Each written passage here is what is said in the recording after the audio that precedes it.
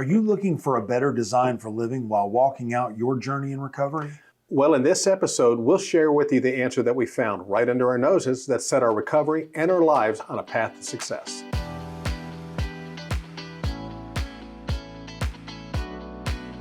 Well, it's August 7th, and it's time for another double shot from My Sober Truth, a design for living. Yeah. You know, and what are we doing here? It's a design for living. Exactly.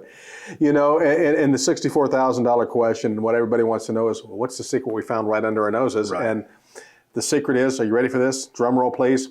It's working the steps. Working the steps. You know, but let's dive into it. And then when you get done, you work them the again. steps again. But, you know, I think if you've been on this journey for a while, you're beginning to see that this program, this is not a program, it's a way of life. It's not meant to be done once and forgotten about, but I always like to use the phrase rinse and repeat. It's something that we do over and over again. We just incorporate it to our lives. And so I'm going to ask you a question because, again, I want to start a conversation around this topic, not just in regards to recovery, because that's very important to where we are in our journeys, but how have the 12 steps become your design for better living in all aspects of life? Right. Work, home, relationships. Well, for me, you know, we all have a little bit different journey on how we get here, and then we all kind of have a little bit different journey on how it works out and plays in our life. For me, what I found is that the 12 steps, the program, the fellowship, all of those things wind up being a design for living that have worked for me. Right. You know, I've met people that have done it different ways that maybe come in and got sober and then maybe they don't live this way so much anymore. That doesn't work for me. And I dare say it, I don't know, maybe it doesn't work for a lot of people as good as they'd like for it to. What I have found is that there's something about following these steps and applying them to everything in my life that just makes my life a better place to live. When I examine what's wrong in my life, I try to make it right with God. I try to make it right with myself, and then I try to make it right with my fellows. In that order, especially. You know, my life just seems to run better. No matter what the problem is. I do some self-examination. I figure out how to make it right with my higher power, you know, do a lot of talking, a lot of meditating, a lot of praying, try to make it right with my higher power.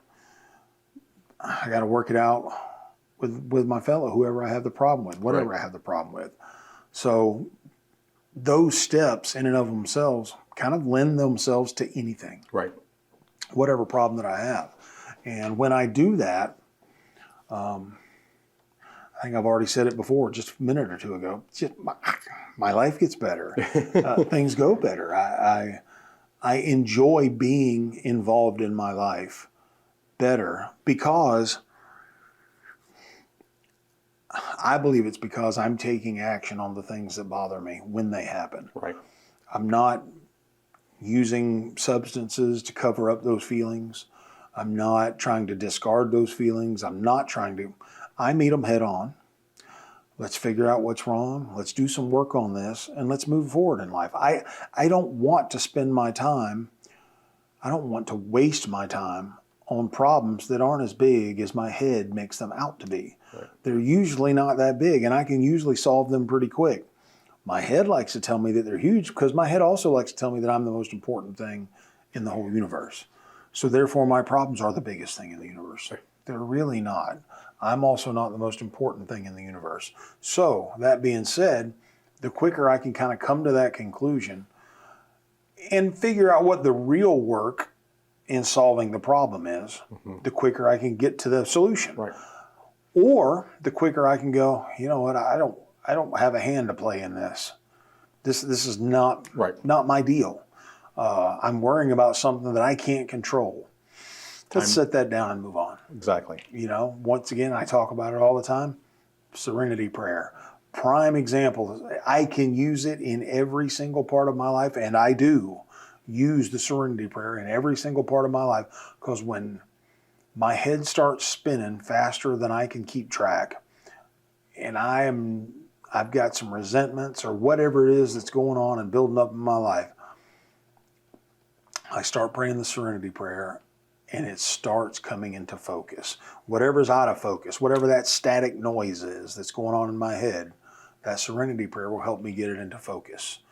Works every time, hasn't let me down yet. It may not be the answer to the problem, but it lets me see the problem for what it is. Is this a problem I can change? Is this not a problem I can change? Let's figure out how to fix it together, you know? So first of all, I have to figure out that there's a problem. Second of all, I have to figure out whether or not I can change it.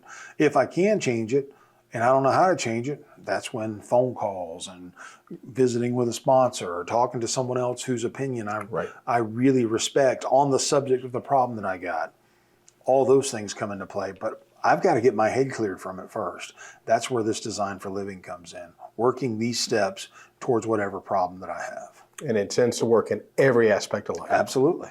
You know, and that's what we keep saying. This isn't a one-time journey that you pass through once and you're done, checklist of life situation. It's a way to adapt these principles to every aspect of your life. And so I've heard your story before.